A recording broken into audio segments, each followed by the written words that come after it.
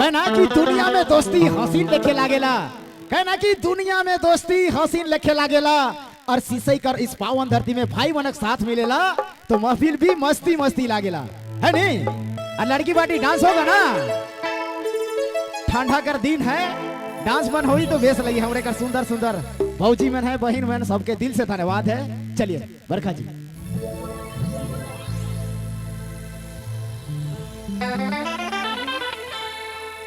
सबके जोहार, सबके जोहार। और जितने भी यहाँ पर आए हुए हमारे दोस्त बोले, भाई बहन बोले, हमारे गार्जियन, सबको नमस्कार, जोहार। और उम्मीद करती हूँ आप लोग खूब नाचेंगे।